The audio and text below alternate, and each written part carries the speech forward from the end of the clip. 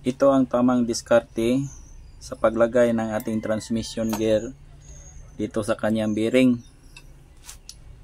Ganyan lang ang paghawak. Yung isang daliri natin nakahawak sa washer at yung isa dito. Yan.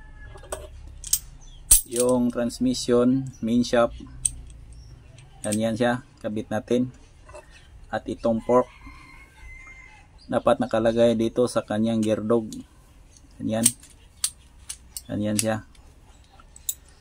Tapos ito yung iuna nating ipasok, itong dulo na to, lagayan ng engine sprocket. Pag nakapasok na ay unti bitawan natin yung nakahawak sa washer para di maipit. Tapos unti-unti nating ibaba itong tatlo para makapasok din sa kanyang butas. Ganyan.